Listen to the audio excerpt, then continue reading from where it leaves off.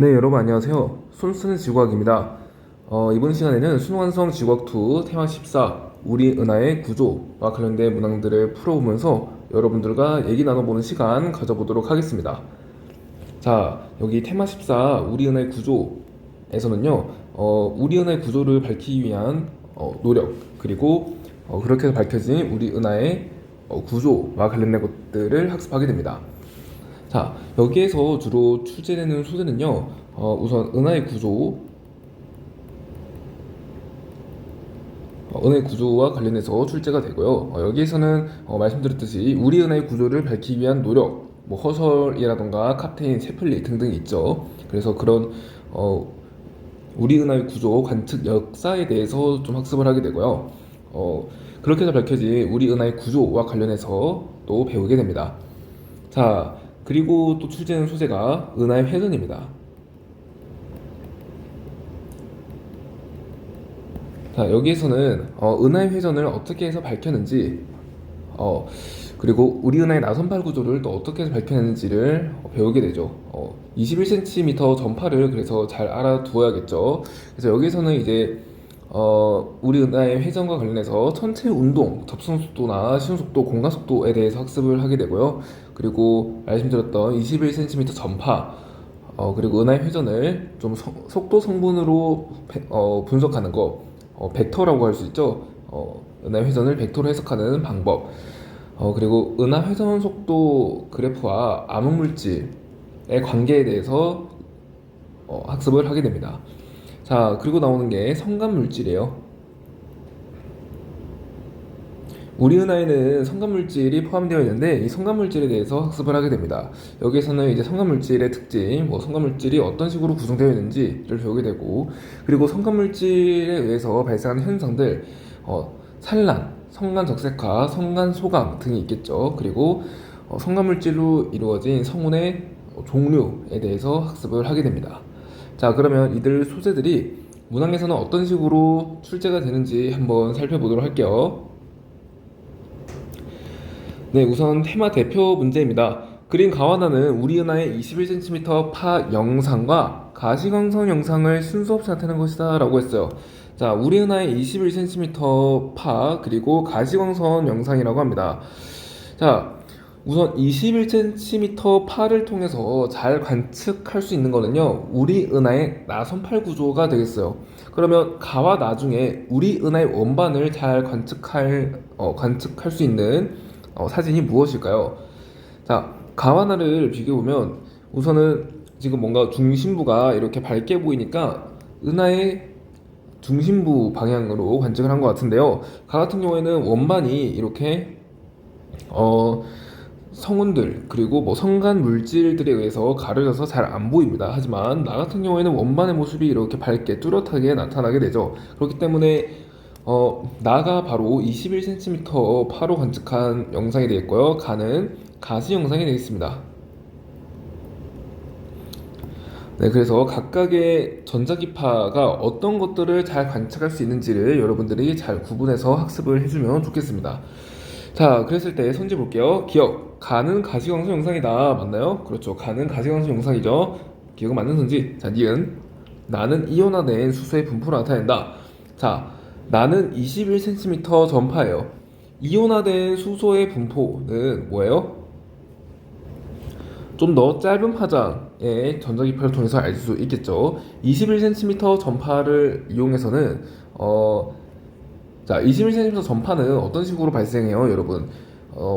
원자 주위를 도는 전자가 있는데 전자의 스핀 방향이 변하면서 방출되는 전자기파입니다. 따라서 중성 원자의 분포를 알 수 있지 이렇게 이온화된 수소의 분포를 알 수는 없습니다. 그래서 얘는 틀린 선지가 되겠고요. 자, 그리고 가는 나보다 성간 티끌에 의한 소강 영향을 적게 받았다. 자, 파장이 짧을수록 산란되는 빛이 많아집니다. 그래서 성간 소강 효과가 일어나게 되죠. 그래서 가 같은 경우에는 나보다 파장이 더 짧기 때문에 중심에서 우리 지구까지 도달하는 빛이 있을 때 그 빛이 티끌들을 더 많이 통과해서 산란이 더 많이 되기 때문에 소강이 잘 일어나게 됩니다. 그래서 가는 나보다 티끌에 의한 소강의 영향을 많이 받게 되는 거죠. 그래서 D가 틀린 선지 답 1번으로 처리해주면 되겠습니다. 자, 다음 닮은꼴 문제 가보도록 할게요. 그림 가와나는 M101 은하의 가시광선 영상과 21cm 파 영상을 순서 없이 나타낸 것이다 라고 했어요. 여기도 가시광선이랑 21cm 파 이렇게 나타냈네요. 자, 그랬을 때 21cm 파로는 뭘 잘 관측할 수 있다고 했어요? 그렇죠. 나선팔 구조를 잘 관측할 수 있다고 했어요. 자, 왜냐하면 나선팔에는 성운들이 많이 분포할 거고, 성운은 성간 물질로 이루어져 있고, 특히 이제 성간 물질 중에는 대부분이 성간 기체인데 그 성간 기체가 수소와 헬륨으로 이루어져 있잖아요. 수소 헬륨 중에서도 또 많은 양을 차지하는 게 수소입니다. 그리고 21cm 파를 이용해서는 중성수소의 부품을 알 수 있기 때문에 나선팔 구조를 잘 파악할 수 있다는 거죠.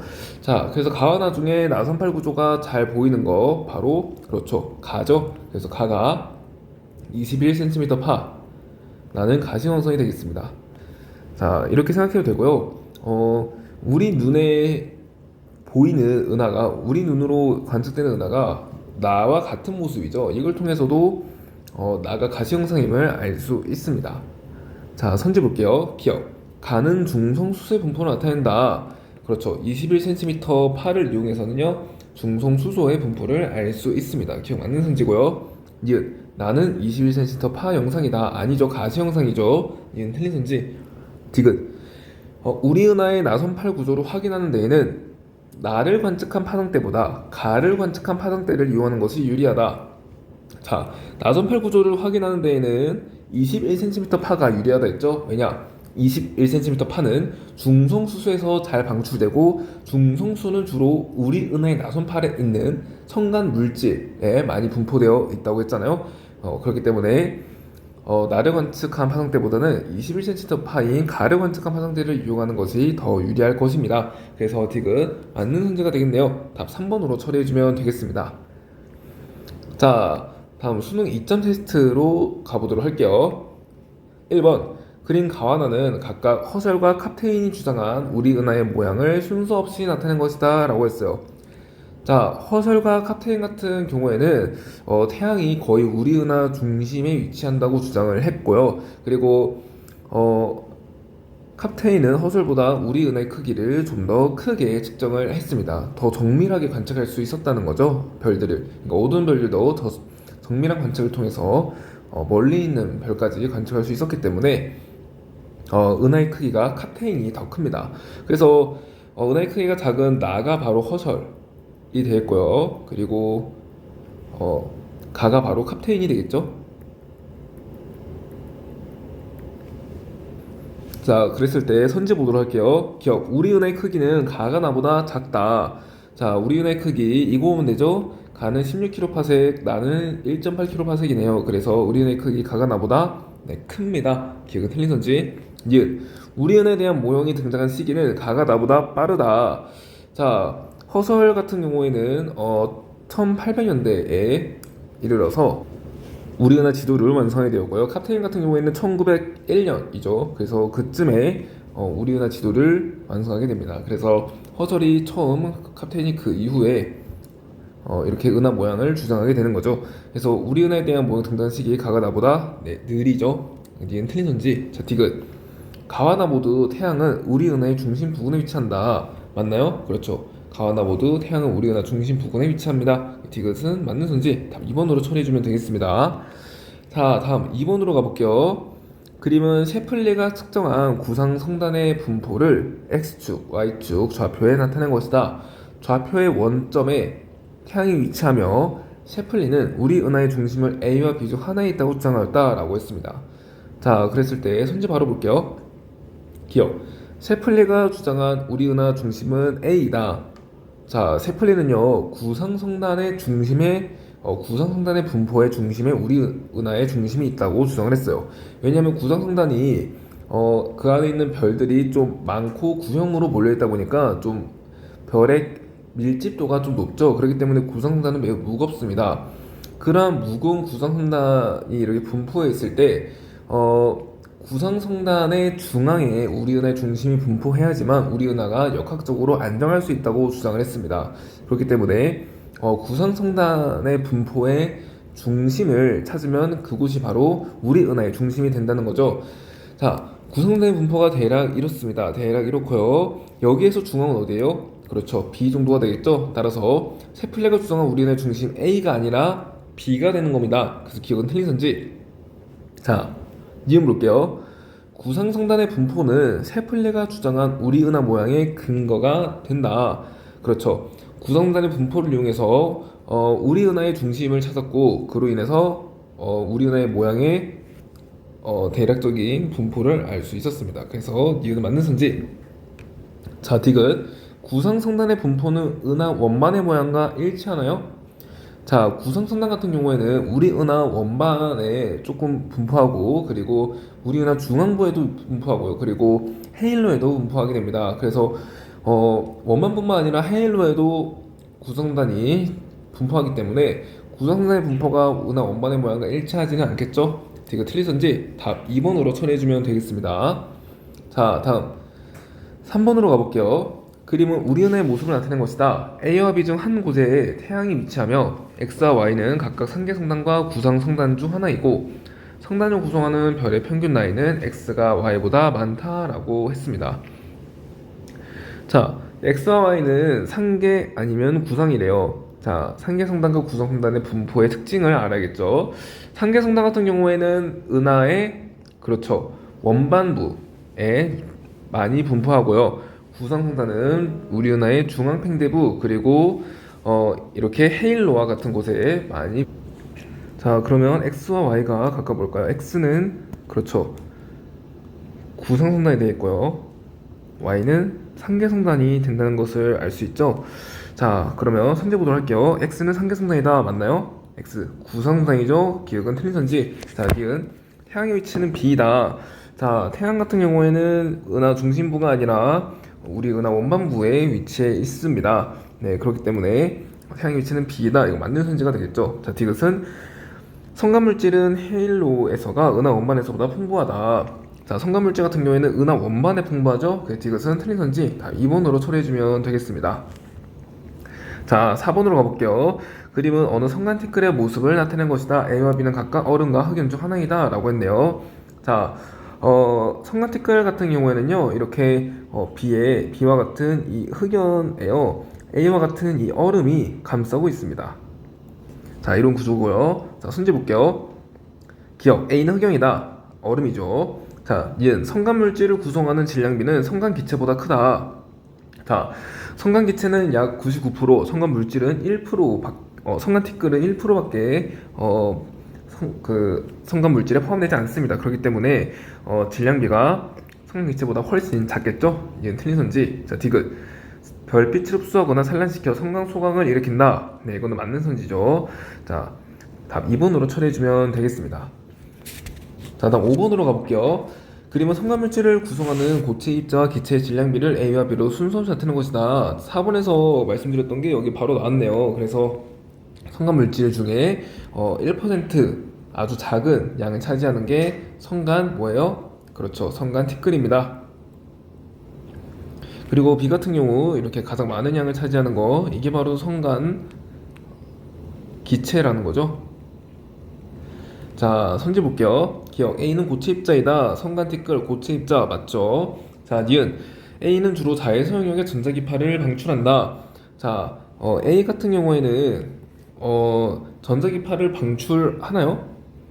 전자기파를 방출시키지는 않고요. 그리고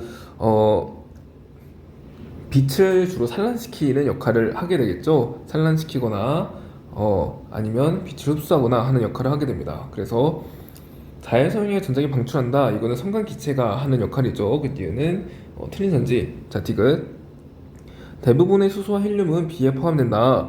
자, 성간기체에는 수소 70% 그리고 헬륨 약 30%의 비율로 포함되어 있습니다. 그래서 대부분의 수소와 헬륨은 B에 포함된다. 이거 맞는 선지죠. 네, 답 3번으로 처리해 주시면 되겠습니다.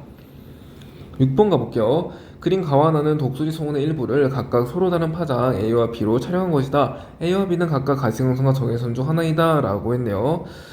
자, 가시광선 같은 경우에는 빛의 파장이 적외선보다는 짧기 때문에 성운을 통과하게 되면 그 성간 소강 효과에 의해서 뒤에 있는 별이 잘 안 보이게 됩니다. 하지만 적외선 같은 경우에는 파장이 길기 때문에 성간 티끌을 유연하게 잘 통과하게 되죠. 그래서 뒤에 있는 성간 물질 뒤에 있는 별빛도 잘 보이게 됩니다. 그래서 가와나 중에 송운의 뒤에 있는 별빛이 잘 보이는 파장대는 없는 거예요. 그래서 나죠. 그래서 나가 더 파장이 긴 영역이라고 볼 수 있겠습니다. 그러면 나가 적외선이 된다는 거고요. 가가 가시광선이 된다는 거네요. 자, 이렇게 처리하고 손재 보도록 할게요. 기억, 관측 파장은 가가 나보다 길다. 자, 가는 가시, 나는 적이니까 가가 나보다 짧겠죠? 기억은 틀리는지 니은. 독수리 성운에 의한 성간 소각량은 가가 나보다 많다. 자, 성간 소각량은요 파장이 짧을수록 대체로 많습니다. 그래서 가시광선인 가가 적외선이 나보다 많게 되겠죠? 이게 맞는 선지 디귿. 우리 흔한 원반에 있는 별의 분포를 알아보고자 할 때는 A로 관측하는 것이 B로 관측하는 것보다 유리하다. 자, A 그러니까 가시광선이죠. A 같은 경우에는 뒤에 있는 별빛을 가려서 관측이 힘들기 때문에 우리 원반인 별의 분포를 알아보고자 할 때는 성운에 가려줘도 성운 뒤에 있는 별빛이 잘 보이는 이 적외선이 더 유리하겠죠. 그래서 A로 관측하는 것이 B로 관측하는 것보다 유리하다라는 말은 틀린 선지가 되겠네요. 답은 2번으로 처리해주면 되겠습니다. 7번으로 가볼게요. 표는 서로 다른 별 X와 Y의 곱보기 등급, 절대 등급, 성간 소강된 양을 등급으로 나타낸 것이다 라고 했습니다. 자, 그러면 성간 소강된 양이 이렇게 0.1등급, 0.3등급이래요. 그러면 성간 물질을 치웠을 때, 제거했을 때의 실제 곱보기 등급을 구해봐야 되겠죠. 그러면 성간 물질 제거했을 때 곱보기 등급은요. 그러니까 성간 물질 제거.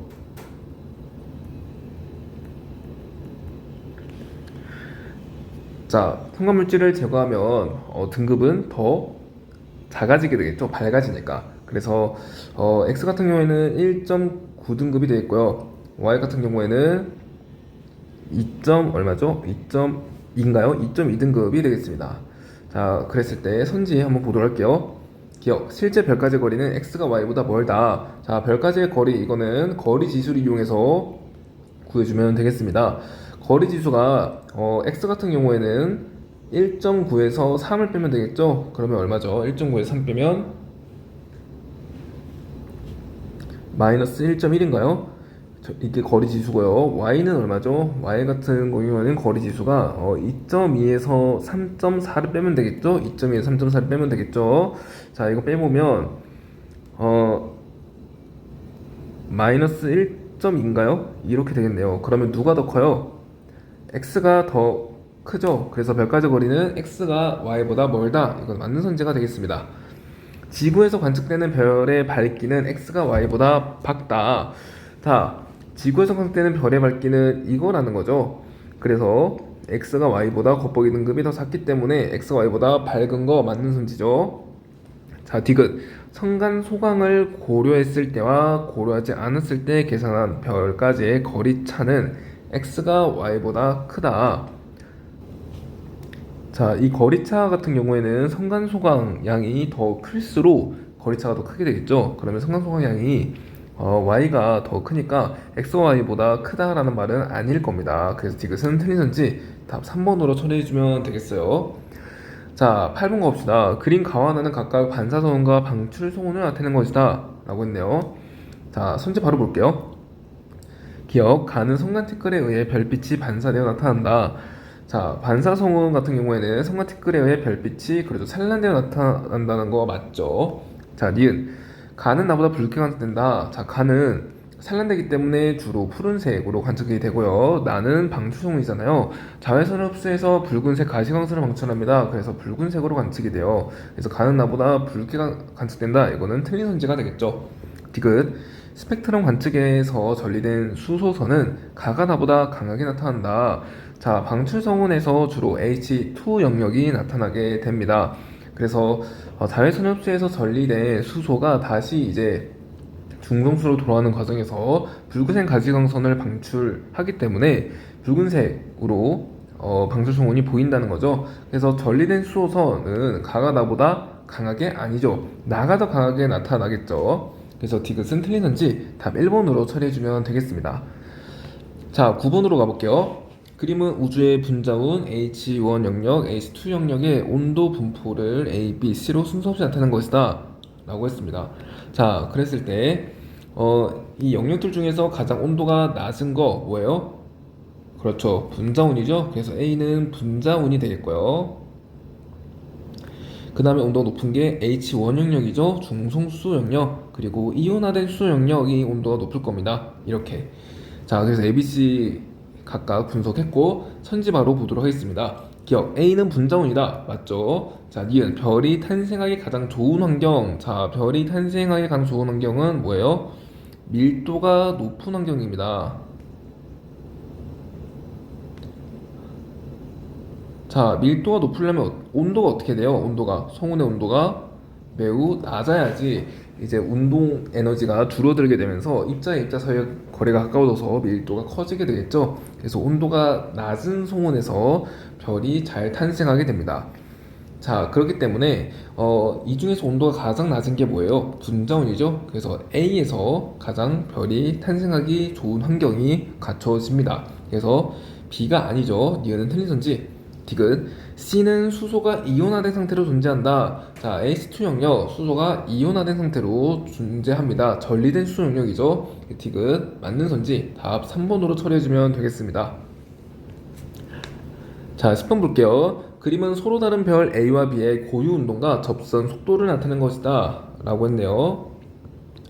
자, 그랬을 때 접선 속도는 어떻게 구할 수 있어요? 접선 속도, 접선 속도는 고유 운동 곱하기 별까지의 거리로 구할 수 있죠. 그리고 둥으로 고쳐주려면 상수를 붙여줘야 되는데 이 상수가 약 4.74 정도입니다. 자, 그래서 어쨌든 우리는 이 정도 공식만 파악하고 있으면 된다는 거죠. 자, 그랬을 때 A 같은 경우에는 지금 고유 운동 나와 있고요. 고유 운동 나와 있고요. 접선 속도 나와 있어요. 그럼 거리 구할 수 있다라는 거죠. 거리 어떻게 구해요? 거리 RA는 거리는 고유 운동분의 접선 속도에 비례하죠. 그럼 고유 운동 얼마라고? 0.1이라고요. 그럼 0.1분의 접선 속도 2 이렇게 구할 수 있습니다. 이렇게 할게요. 자, 그러면 얘는 얼마예요? 20인가요? RA는 A까지 거리는 20 정도가 되고요. B까지 거리 구해볼까요? B까지 거리도 마찬가지로 자, 고유 운동 0.2분의 접선 속도 1이죠? 1 이렇게 해주면 얼마가 되죠? 5나요? 5. 그래서 상대값 5 정도가 됩니다. A가 거리가 B보다 4배 더 머네요. 자, 이 정도 분석하고 선제 보도록 할게요. 기억, 주어진 자료로 별의 공간 속도를 계산할 수 있다. 자, 공간 속도를 알기 위해서는요, 별의 접선 속도를 알고 있어야 되고, 그리고 시선 속도를 알고 있어야 됩니다. 하지만 접선 속도밖에 모르기 때문에 공간 속도를 이 자료만으로는 계산할 수가 없습니다. 그래서 기억은 틀린 선지가 되겠고요. 니은, 거리는 A가 B보다 4배 멀다. 자, 거리 같은 경우에는 A가 20 정도, B가 5 정도가 되겠죠. 상대값이에요. 파색이 아니에요. 자, 그래서 거리는 A가 B보다 4배 먼 거, 이거 맞죠? 자, 디귿, 1년 동안 청고상에서 이동한 각거리는 A가 B의 2배이다. 자, 1년 동안 청고상에서 이동한 각거리를 우리는 뭐라고 해요? 그렇죠, 고유운동이라고 합니다. 고유운동이 A가 B의 2배냐 물어보는 거예요. 그러면 고유운동이 A는 0.1이고요 B는 0.2이기 때문에 A가 B의 2배가 아니라 2분의 1배가 되겠죠. 디귿은 틀린 선지. 답 2번으로 처리해주면 되겠습니다. 자, 11번으로 가볼게요. 그린 가와나는 각각 중성수소와 전리된 수소의 모습을 나타낸 것이다 라고 했습니다. 그래서 전자가 이렇게 원자핵 주위를 돌고 있는 가는 뭐예요? 중성수소라고 하는 거고, 나 같은 경우에는 지금 전자가 자유전자의 상태로 원자핵에서 벗어났기 때문에 나는 전리된 수소의 모습을 나타낸 거네요. 그래서 얘를 굳이 성운으로 따지자면 H1 영역이라 할 수 있고요. 나 같은 경우에는 전리된 수소니까 H2 영역이라고 할 수 있겠죠. 자, 손재 보도록 할게요. 기억. 가와 나 사이의 에너지 차로 21cm 전파가 발생된다. 이거 맞나요? 자, 21cm 전파는 중성수소에서만 발생되죠. 자, 중성수소가 양성자의 스핀 방향이 요렇고, 그리고 전자의 스핀 방향이 요렇다라고 할 때 얘가 이제 양성자의 스핀 방향과 전자의 스핀 방향이 서로 반대가 될 때, 이렇게 반대가 돼요, 전자가. 그랬을 때 방출되는 에너지가 바로 뭐예요? 21cm 전파죠. 그래서 이쪽의 에너지보다 더 높기 때문에 이렇게 전자의 스핀 방향이 변하는 과정에서 21cm 파가 방출될 수 있습니다. 자, 그렇기 때문에 중성수소에서 중성수로 변할 때 21cm 파가 방출된다는 거죠. 따라서 AS2 용량에서 수소는 가와 나의 사이의 에너지 차가 아니라 이 중성수소 안에서의 에너지 차에 의해서 21cm 전파가 발생한다는 겁니다. 그래서 기억은 틀리던지. 자, 니은. 자, H2 영역에서 수소는 주로 가보다 나의 형태로 존재한다. 자, H2는 여기도 여기 전리된 수소 영역. 그래서 가보다 나의 형태로 존재할 겁니다. 이게 맞는 선지. 디귿. 가와 나는 수소 분자와 함께 성간기체의 대부분을 구성한다. 자, 중성수와 전리수. 어쨌든 수소 같은 경우에는요. 자, 이거를 뭐라고 해석하면 되냐면요. 그냥 수소가 성간기체 대부분을 구성하냐? 라고 물어보는 거예요. 자, 성간기체는 수소 헬륨으로 이루어져 있는데 수소와 헬륨의 비가 약 3대1 정도죠. 질량비가 3대1, 그리고 개수비가 한 7대1 정도입니다. 그래서 수소가 성간기체 대부분을 구성한다는 것을 알 수 있죠. 그래서 네, 디귿은 맞는 선지가 되겠어요. 답 4번으로 처리해주면 되겠습니다. 자, 다음 12번 가볼게요. 그림은 21cm 전파를 이용하여 관측한 우리 은하의 나선파 형태를 나타낸 것이다. 21cm 전파의 세기가 강할수록 밝게 나타나며 A와 B의 수소는 각각 중성수소 원자와 수소 분자 중 한 형태로 주로 분포한다 라고 했습니다. 자, 21cm 전파는 말씀드렸다시피 이렇게 중성수소 원자에서 전자의 스핀 방향에 반대가 되면서 방출되는 에너지라고 했습니다. 자, 그래서 이 21cm 전파를 이용해서는 수소 원자의 위치를 잘 파악할 수 있다는 거죠. 그래서 A는 지금 밝고 B는 어둡잖아요. 밝은 곳에 수소 원자가 더 많다라는 것을 알 수 있죠. 그래서 A에는요, 자, 중성수소 원자는요 주로 A에 분포하게 되고요, 수소 분자는요 주로 B에 분포하게 됩니다. 자, 선지 볼게요. 기억. A에는 중성수소 원자가 주로 분포한다. 맞나요? 그렇죠. A는 밝으니까 중성수소 원자가 주로 분포합니다. 자, 니은. 21cm 전파 대신 가시광선을 이용한다면 우리 은하의 나선발 구조를 더 자세히 알 수 있을까요? 자, 가시광선을 이용한다면 그 성간 물질에 의한 영향을 더 많이 받기 때문에 우리 은하의 저 깊숙한 곳, 은하의 핵이나 그러한 곳에서의 분포를 알 수가 없습니다. 자, 그렇기 때문에 가시광선을 이용하면 우리 은하 나선팔 구조를 더 자세히 알 수 있는 건 아니겠죠. 더 어렵겠죠. 이은 틀린 선지. 디귿. 21cm 전파의 도플러 효과를 이용한 우리 은하의 나선팔 구조 파악은 은하가 회전하지 않을 때가 회전할 때보다 어렵다.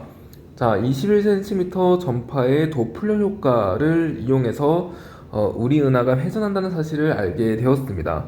자, 그래서 이 도플러 효과를 이용한 우리 나선팔 구조 파악은 회전하지 않을 때가 더 어렵다는 거죠. 회전할 때는 도플러 효과가 일어나는데 회전하지 않을 때는 도플러 효과가 일어나지 않기 때문에 이 도플러 효과를 이용한 나선팔 구조 파악은요 회전하지 않을 때가 더 어렵습니다. 그래서 디귿은 맞는 선지 다 3번으로 처리해주면 되겠어요.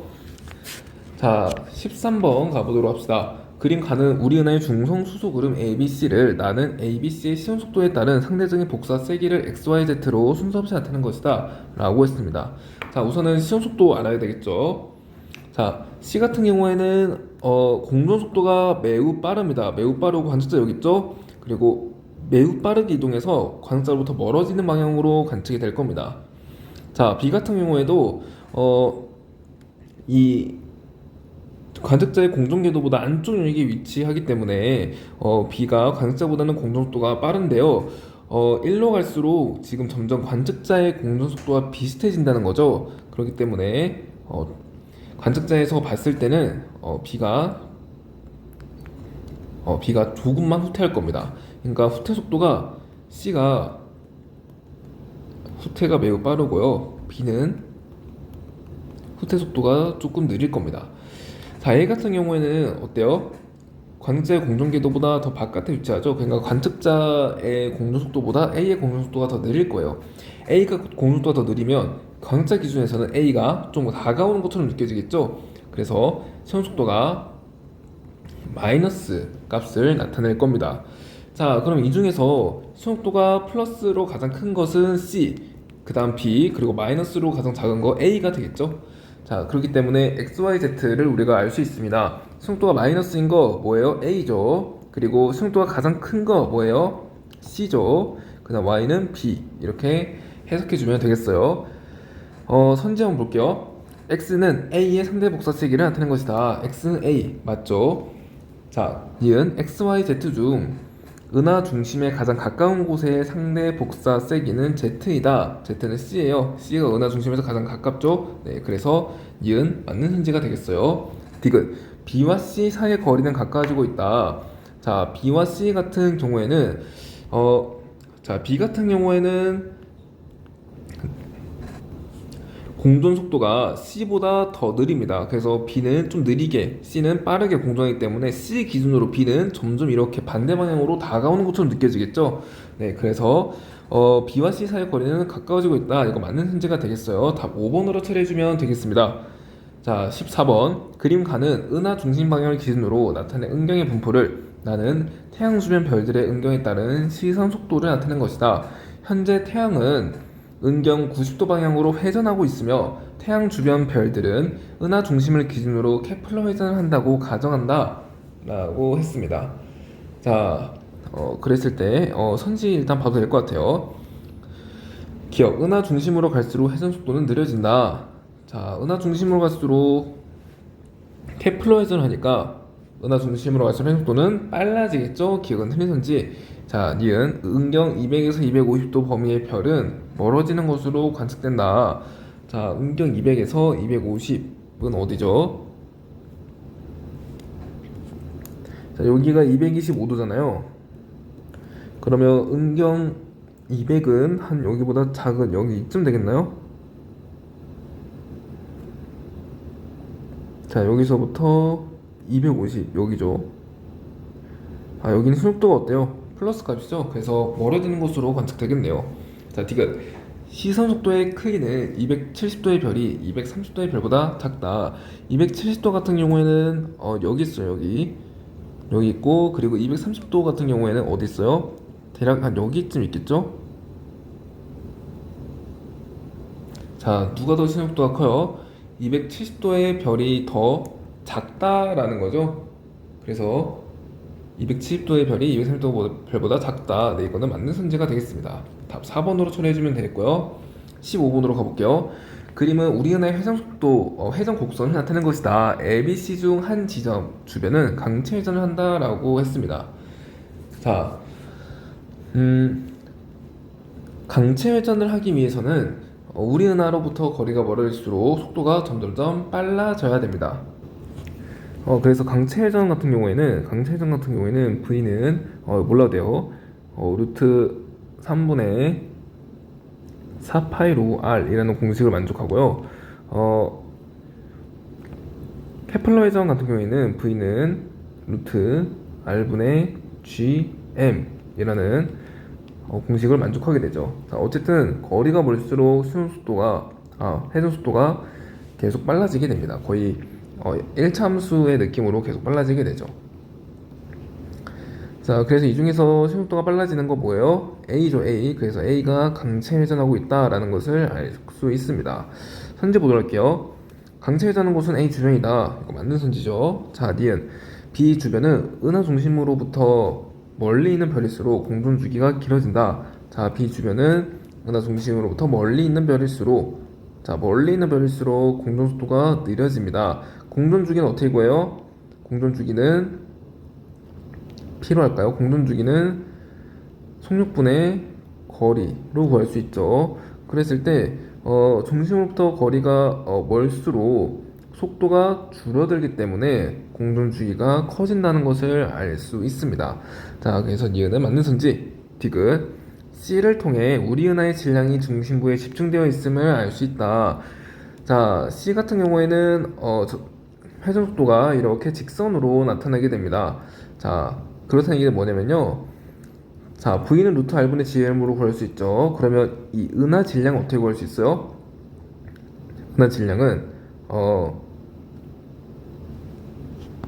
G분의 RV 제곱으로 구할 수 있을 겁니다.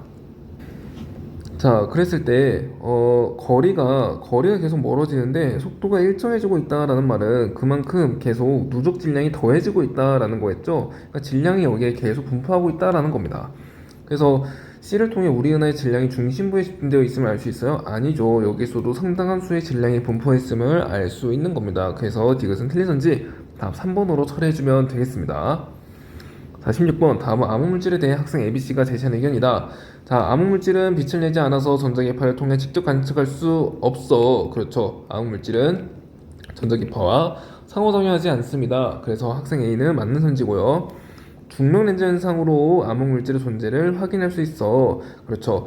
암흑물질 자체가 질량이 존재하기 때문에 빛이 휘어지죠. 빛이 휘어짐으로 인해서 중력렌즈 현상이 나타날 수 있습니다. 그래서 이 중력렌즈 현상을 이용하면 암흑물질의 존재를 유추할 수 있을 겁니다. B는 맞는 선지.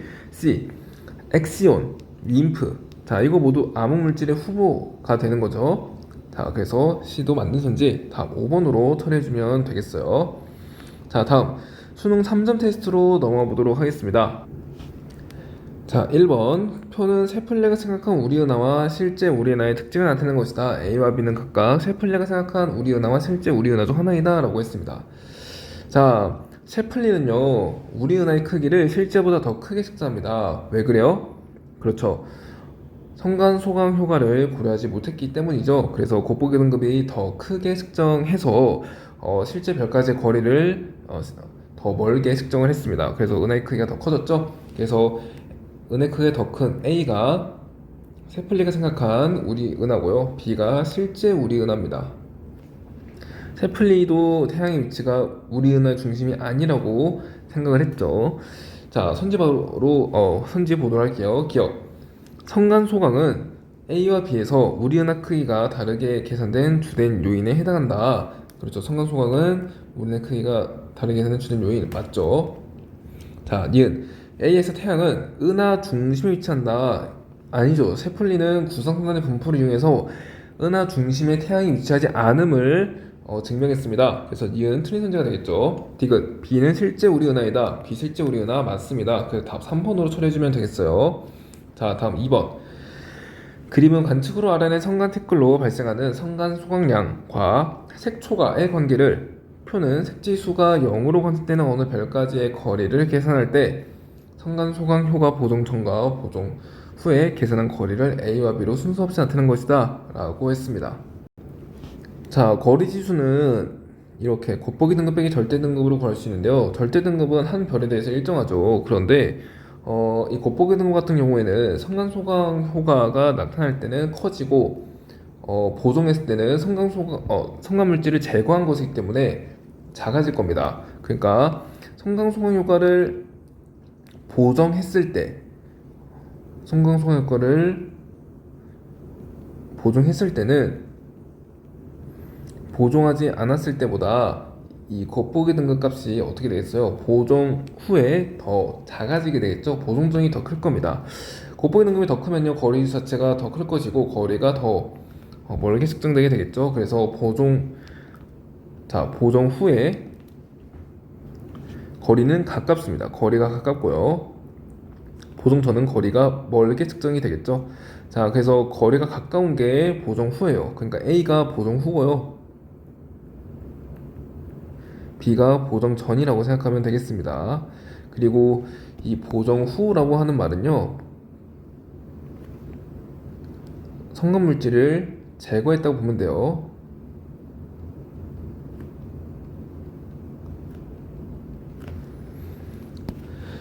자, 그렇게 했을 때 선지 보도록 하겠습니다. 자, 기억. 성간 소강 효과 보정 후에 계산한 거리. 보정 후 A.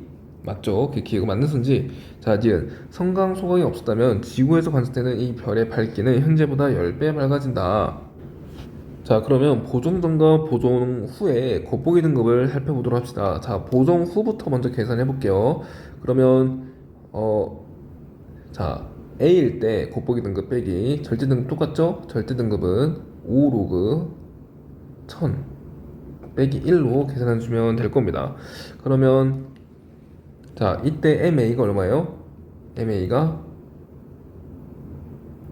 이게 3이고 1이니까 이만큼이 10이고요. 그러면 M에다가 10을 더한 건가요? 이렇게 되고요. 그리고 얘 같은 경우에는 보정 전에는 똑같죠? 이거가 5 로그 만 빼기 1로 계산해주면 되겠습니다. 그러면 4 빼기는 3이죠? 그럼 이만큼 15고, 그러면 B의 곱보기 등급, B1대 곱보기 등급은 절대 등급에다가 더하기 15를 해주면 되겠죠. 그러면 성간 소강이 없었다면 지구에서 관측되는 이 별의 밝기는요, 지금 곱보기 등급 차이가 5등급 차이예요. 그럼 5등급당 밝기는 100배 증가하기 때문에 이 별의 밝기는 현재보다 10배가 아니고 100배 밝아진다라는 거죠. 100배. 그래서 이거는 틀린 선지. 자, 디귿 볼게요. 이 별의 고유색 지수, B마 V 제로 구하라고 하네요. 고유색 지수는 마이너스 1.5이다. 자, 우선은 성간 소각량을 구해야 될 것 같습니다. 성간 소각량은요, 보정 전의 곱보기 등급. 자, 다시 보정 전의 곱보기 등급에서 보정 후의 곱보기 등급을 빼면 되겠죠.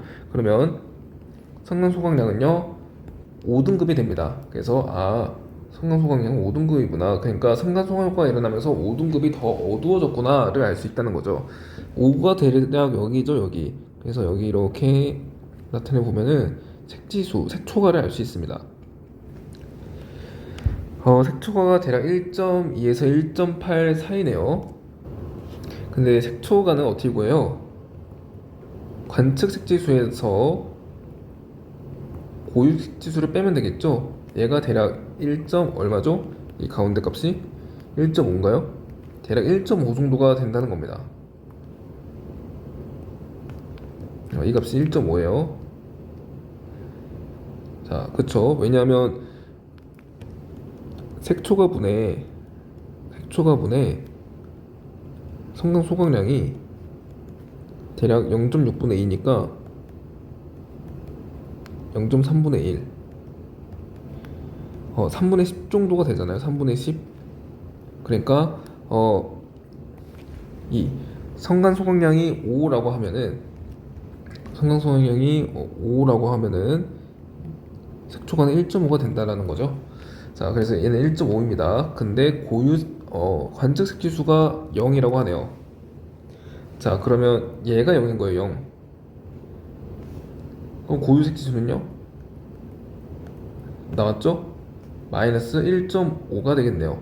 자, 그래서 디귿은 맞는 선지 답 3번으로 처리해주면 되겠습니다. 자, 다음 3번으로 가볼게요.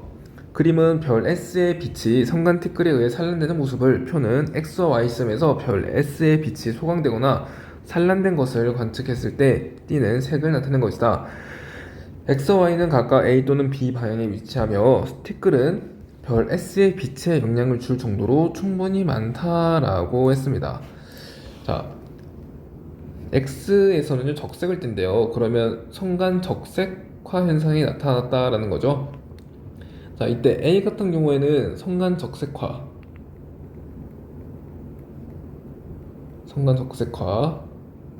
또는 성간 소감 효과가 나타나고요. B 같은 경우에는 이게 산란된 거죠. 산란된 빛이 보이게 됩니다. 근데 산란된 빛이니까 푸른색을 띠겠죠. 그래서 B가 바로 Y입니다. 그리고 청간 적색화가 일어났으니까 적색을 띠겠죠. 그래서 x가 바로 a입니다. 자, 선지 바로 가보도록 할게요. x는 b방에 위치한다. 맞나요? 아니죠. x는 a방에 위치하죠. 기억 틀린 선지. 니은 티끌이 없다면 별 s는 스펙트럼 상의 청색과 적색 사이 색을 띈다. 자, 티끌이 없다면 적색보다는 성간 적색화 현상이 덜 일어나기 때문에 적색보다는 좀 더 파장이 짧은 색깔을 띠게 되겠죠. 그래서 청색과 적색 사이 색을 띈다. 이거 맞는 선지가 되겠습니다. 디귿 비방의 위치에서 관측한 것은 반사성운의 원리를 설명하는데 활용될 수 있다.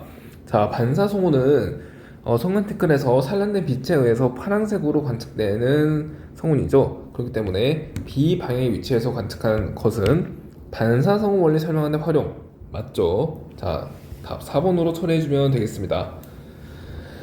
자, 4번으로 가볼게요. 그림 가는 X축과 Y축이 각각 붉은색 파장대와 푸른색 파장대에서의 밝긴 그래프 위에 서로 다른 종류의 성은 1, 2, 3의 위치를 나는 1, 2, 3 중 한 개의 모습을 나타낸 것이다 라고 했네요. 1, 2, 3은 각각 암흑성은, 반사성은, 방출성은 중 하나이다 라고 했습니다. 자, 붉은색 파장대 밝기, 붉은색 파장이 가장 강한 거 뭐겠어요? 그렇죠, 방출성운이 되겠죠. 방출성운이 되겠고요.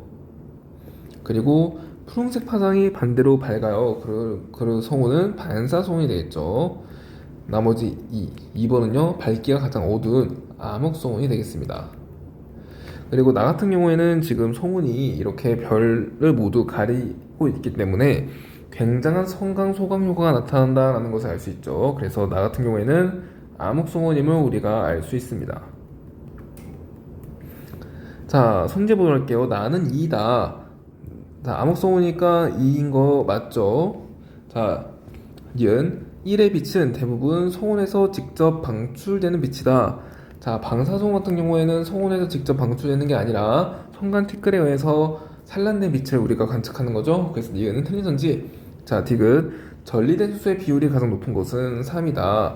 자, 방출 성운 같은 경우에는 전리된 수소, 자외선을 받아서 전리된 수소가 다시 중성수로 돌아가는 과정에서 붉은색의 가시광선을 방출합니다. 그래서 전리된 수소의 비율이 가장 높은 거 3이 되겠죠?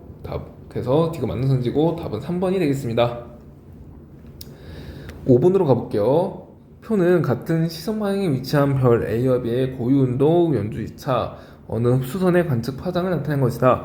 이 흡수선의 기준 파장은 1000m, 기준 파장 1000m 이며 빛의 속도는 3 곱하기 10의 5승 km/s 이다 라고 했습니다. 자, 우선은 연수시차 나왔으니까 거리부터 구해봅시다. 자, 거리 A의 거리 얼마예요? 연수시차분의 1이죠 0.2분의 1이니까 10파섹 아니죠 5파섹 정도 되겠고요. 자, B 같은 경우에는 연수시차가 0.1초니까 10파섹이 되겠습니다. 자, 그리고 기준 파장이 1000나노미터인데 관측 파장이 1001이에요. 그러면 델타 람다 파장 변화량은요 플러스 1나노미터가 되겠고요. 얘 같은 경우에는 마이너스 2나노미터가 되겠네요. B는 가까워지고요, A는 멀어집니다. 자, 그래서 우리은하에서 이거 우리은하예요. 자, 다시 이거 관측자예요, 관측자. 자, 관측자가 이렇게 있는데 관측자가 이렇게 관측할 때 같은 시선 방향에서 관측하는데요. A는 가까이 있고요. 5파섹이니까 거리가. B는 더 멀리 있습니다. 자, 그랬을 때 A는 지금 시선속도가 양수죠. 그래서 A는 이 방향으로 이동하는 것처럼 보이고요. B는 시선속도가 음수죠. B는 가까워지는 방향으로 이동하는 것처럼 보이게 됩니다. 이렇게요. 자, 그랬을 때 이 시선 속도가 파장 변화량의 B와 같잖아요. 이 대략 2의 속도로 가까워지고 얘는요. 자, 2V 아래 속도로 가까워지고 A는요. 빨간색으로 쓸까요? A는 V 아래 속도로 가까워진다라는 것을 알 수 있죠. 자, 그리고 거리 나왔고 고유운동 나왔어요. 그러면 접수속도 구할 수 있나요? 접수속도 어떻게 구해요? K 곱하기 뮤 곱하기 r로 구할 수 있고 K는 약 4.74입니다.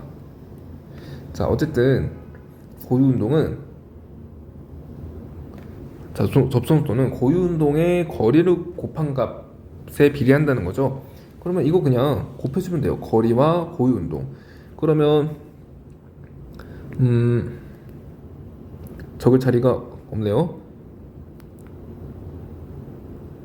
A의 접선 속도 같은 경우에는 고유운동에 이거 곱하니까 대략 10 정도가 되겠고요. 그리고 B의 접선 속도 같은 경우에는 고유운동의 거리 곱하니까 40 정도가 되겠네요. 자, 이렇게 분석하고 선지 보도록 합시다. 기억, 접선 속도는 B가 A의 2배이다. 자, 접선 속도는 B가 A의 2배가 아니라 4배죠. 그래서 기억은 틀린 선지. 자, 니은 B에서 측정한 A의 시선 속도는 마이너스 900이다. 자, B에서 측정한 A의 시선 속도를 구해야 돼요. 그러면 B 관점에서요. B는 2VR로 벌어지고 A는 VR로 가까워지니까 B에서는요 A가 3VR로 다가오는 것처럼 느껴질 겁니다. 이해 가나요? 자, 그러면 B에서는 관측 파장의 변화량이 3나노미터라는 거죠.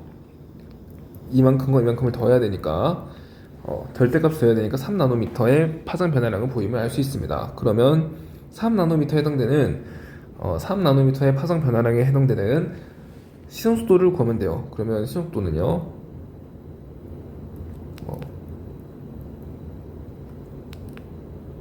시선 속도는 B에서 A를 관찰한 시선 속도는요. 3 곱하기 10의 5승 곱하기 1000분의 3나노미터 이렇게 구하면 되겠죠? 그러면 3개 날라가고 2가 되고요.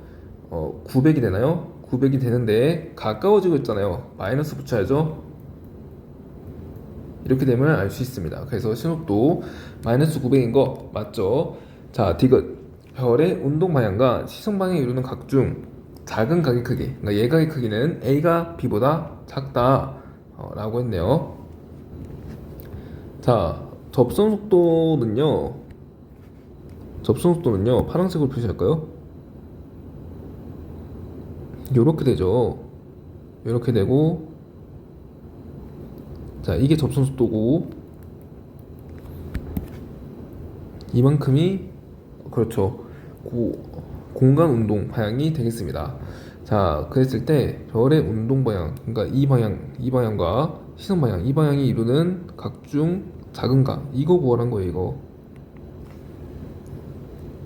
그러면 이 세타와 접선 속도 그리고 시선 속도와의 관계는 어떻게 될까요?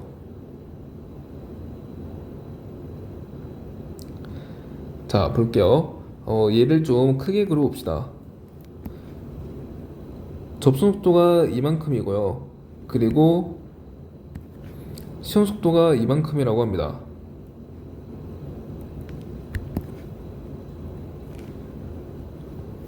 자, 그랬을 때 공간 운동 방향은 이쪽이에요. 자, 시선 방향도 이쪽이죠. 그랬을 때 이 각도 구하고 싶어요. 그러면 자, 이만큼으로 얘를 평행 이동시켜봐요. 그러면 얘도 VT죠. 그러면 여러분 이거 삼각형 보이나요? 이 삼각형에서 탄젠트 세타는 어떻게 구해요? 탄젠트 세타는 그렇죠. 시선 속도분의 접선 속도로 구할 수 있겠죠. 자, 그러면 별의 운동 방향과 시선 방향이 이루는 각은 이렇게 구할 수 있습니다. 그러면 이거 구하면 돼요. 탄젠트 세타 A부터 구해봅시다. A는요 시선 속도가 얼마예요? 네, 1이라는 값이니까 VR이라고 할게요. 이거 분의 접선 속도는요 대략 10 정도죠? 10이라고 할게요. 이거고, 그리고 탄젠트 세타 B는요, 자, 시선 속도 얼마죠? B의 시선 속도 2라는 값이죠. 그래서 2VR로 줬고, 그리고 접선 속도 얼마죠? 40이죠. 40으로 적어줍니다. 그럼 얘는요 VR분의 20이 된다는 거죠. 자, 그러면 탄젠트 세타값이 누가 더 커요? 얘가 더 크죠. B가. 그러면 각도는요, B가 더 큼을 알 수 있습니다. 그래서 A가 더 작다라는 거죠. 자, 따라서 디귿은 맞는 선지 답 4번으로 처리해주면 되겠어요. 자, 다음 6번 가봅시다. 그림 가는 가상의 은하 ABC의 중심으로부터의 거리에 따른 회전속도 분포를 나는 ABC 중 하나에 포함된 별에서 관측한 주변 별들의 상대적인 운동 방향을 나타내는 것이다. 나에서 별은 은경 90도 방향으로 은하 중심을 회전한다 라고 했습니다. 자, 여기서 관측했을 때 은하 중심으로는 은하 중심의 중심방향에 위치한 별들은 이렇게 멀어지고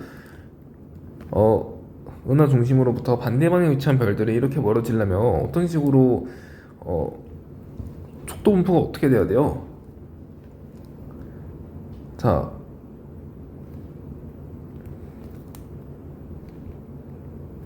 이런 식으로 공동궤도가 있는데 여기 별이 있어요. 별 관측자가 있어요.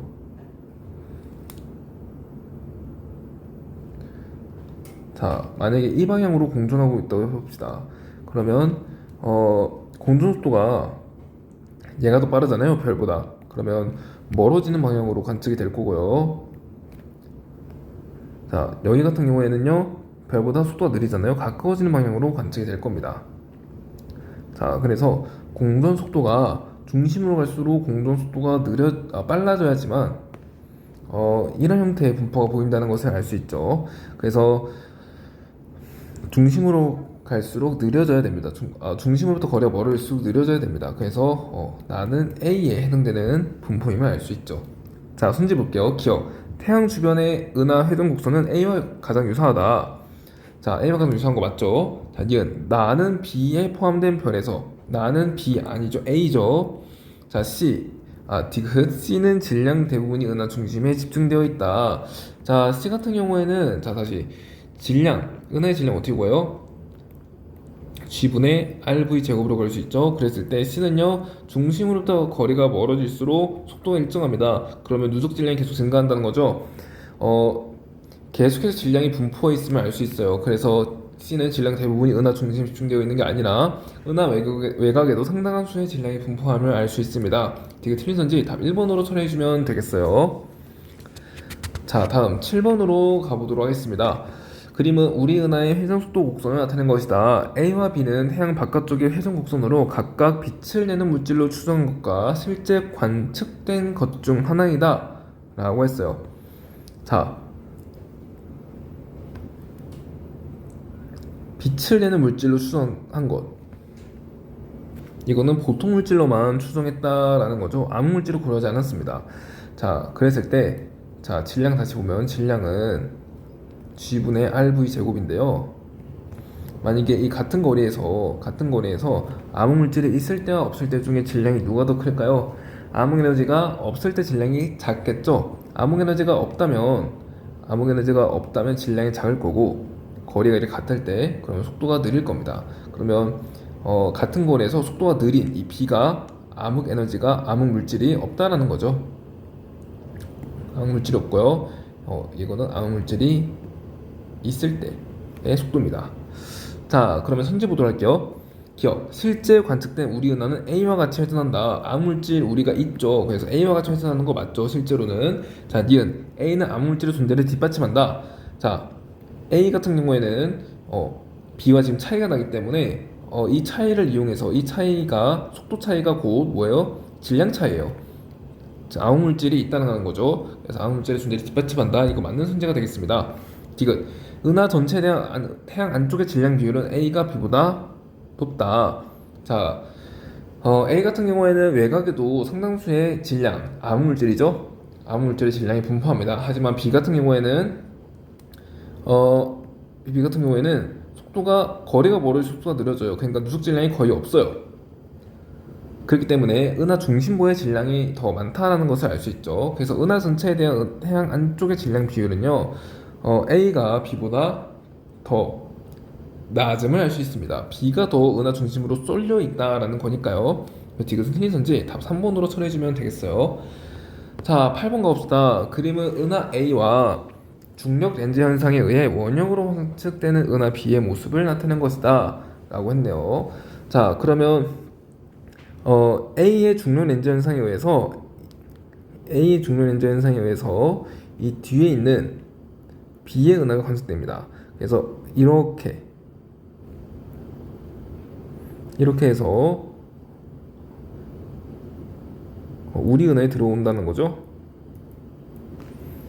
자, 그래서 B가 더 멀리 있네요. 자, 순지 볼게요. 관측자의 거리는 A가 B보다 가깝다. A가 B보다 어때요? 그렇죠. 가깝죠. 기억 맞는 순지. 니은 B의 빛이 관측자에게 도달하기까지 진행한 총 거리는 B와 관측자 사이의 직선 거리와 같다. 자, 이거는 빛이 휘어진다라는 거를 간접적으로 제시한 선지예요. 그래서 관측자와 B 사이의 거리는 이 정도인데 실제 이동한 경로는 이렇게 휘어지니까 더 멀다라는 거죠. 그래서 같진 않겠죠. 자, 디귿. 이와 같은 방법으로 B에 포함된 암흑 물질의 존재를 확인할 수 있다. 자, 이와 같은 방법으로 B가 아니라 A에 포함된 암흑 물질의 존재를 확인할 수 있겠죠. 자, B는 배경 은하이기 때문에 이 배경 은하의 빛이 굴절된다라는 것은 이 B의 은하의 빛이 진행하는 동안 암흑 물질의 영향을 받아 굴절해서 중력 렌즈 현상이 나타남을 우리가 알 수 있습니다. 그래서 B가 아니라 이 A가 주인공이에요. A에 포함된 암흑 물질의 존재를 확인할 수 있다라는 거죠. 디귿은 틀리든지 답 1번으로 처리해주면 되겠습니다. 네, 그래서 오늘 여기까지 테마 14죠. 테마 14 우리 은하의 구조와 관련된 문항들을 같이 풀어보았습니다. 그래서 다음 시간에는 이제 마지막 테마인 우주의 구조를 하고 같이 문제 풀어보면서 이 수능 완성은 마무리하도록 하겠습니다. 네, 여러분 모두 고생 많으셨어요.